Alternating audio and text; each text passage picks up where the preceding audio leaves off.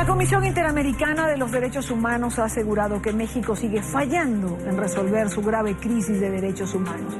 Pese a haber avanzado en temas legales, se recomendó a las autoridades luchar contra la extendida impunidad y la violencia. El informe detalla errores repetidos en las investigaciones por desapariciones, así como abusos cometidos por policías, militares y marinos a raíz de la llamada guerra contra las drogas. Diana Castañeda, una de nuestras periodistas en Washington, tiene información. Diana, buena tarde. Hola, buenas tardes. Este informe de la Comisión Interamericana de Derechos Humanos también muestra que hay más de 26,000 denuncias por violaciones a los derechos humanos y desapariciones en general, pero también más de 2,000 denuncias por torturas. De estas, tan solo 15 han resultado en condenas a nivel federal. Pero para hablar un poco más de este informe, después del viaje que hizo la Comisión a México, me acompaña ahora Patricio Zambrano. Él es analista político, estratega. Patricio, muchísimas gracias por acompañarnos. Y esto muestra básicamente que la Comisión ha dicho que el Estado no está atendiendo estas violaciones a los derechos humanos.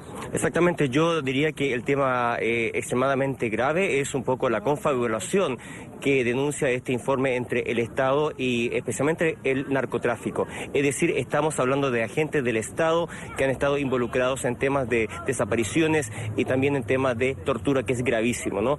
Si fuera solamente un tema de simple criminalidad ya sería grave, pero en este caso el Estado de México, del gobierno de México, tiene una responsabilidad política y administrativa importante, y eso yo diría que es uno de los puntos importantes que destaca este informe de la Comisión Interamericana de los Derechos Humanos, ¿no? Ahora, el informe hace referencia a la desaparición de los estudiantes de Ayotzinapa como un ejemplo, un reflejo de la falta de atención por parte del Estado, no solo frente a este caso, sino de impunidad en general en la nación. Exactamente, y yo diría que esa es la imagen que ha marcado un poco de manera mundial al actual gobierno de México. El caso de los estudiantes en esta zona del estado de Guerrero ha estado totalmente abierto por bastante tiempo. También la OEA ha estado involucrada en intentar presionar al gobierno de México para que se haga un estudio concreto de qué pasó con estos estudiantes. Entonces, desde el punto de vista político, es un golpe fuerte contra el gobierno del presidente Peña Nieto, y yo diría que es una obligación ahora a nivel estatal del Estado de México para hacer frente a estas denuncias gravísimas, ¿no? Ahora, también la Comisión señala que esta violencia y estos hechos de violaciones a los derechos humanos no han disminuido desde que llegó el presidente Enrique Peña Nieto a la presidencia, pero también dice y envía una serie de recomendaciones para que el Estado cree una comisión puntual para investigar estas desapariciones. Bueno, yo diría que el Estado de México tiene que pedir a la comunidad internacional que intervenga. Está más que probado que solamente el Estado por sí mismo, debido al involucramiento con el narcotráfico que ha penetrado tanto estructuras políticas como administrativas, como judiciales, como policiales, es imposible que se pueda hacer una investigación transversal, digamos, imparcial. En ese sentido hay que reconocer en todo caso que este problema viene de antes, o sea, viene y el propio informe un poco lo reconoce también, que viene un poco desde las políticas más militaristas, más de golpe directo del expresidente Calderón, ¿no? Entonces Peña Nieto ha heredado esta impunidad, pero no ha hecho nada en general el gobierno para enfrentarla de una manera efectiva, ¿no? Patricio, muchísimas gracias. Muchas gracias a ustedes. Bien, el informe finalmente señala que el gobierno de Enrique Peña Nieto, el Estado mexicano, tiene que tomar medidas urgentes para garantizar estos derechos básicos de los ciudadanos y sobre todo investigar más de 2,000 casos de tortura y 26,000 casos de desaparición.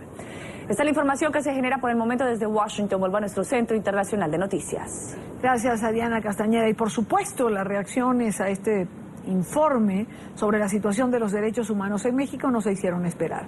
Carlos del Valle, periodista en NTN24 en el DF, tiene información. Carlos, buena tarde para usted.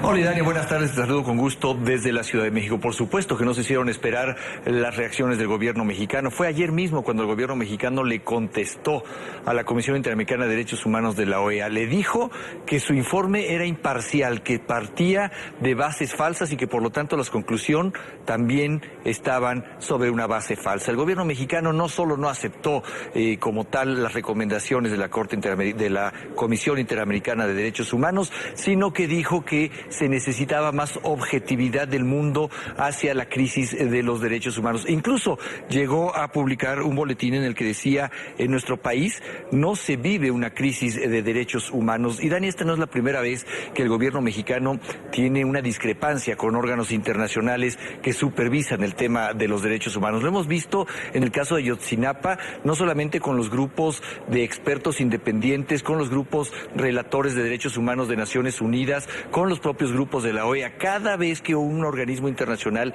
señala que hay una crisis de derechos humanos en nuestro país, el gobierno mexicano reacciona como reaccionó ayer, diciendo que esto es parte de una visión sesgada de lo que está sucediendo en México. Lo cierto es que, bueno, esta reacción de México tampoco termina por caer nada bien hacia muchos sectores de la sociedad mexicana, quienes a todas luces están pidiendo que se reconozca lo que pareciera evidente, que México transita por una verdadera crisis de los derechos humanos. NTN 24 platicó con una de estas voces, quien es la presidenta de la Comisión de Derechos Humanos en el Senado de la República, y también fueron muy enfáticos al decir que la ceguez de que presenta el gobierno mexicano no ayuda a resolver esta crisis.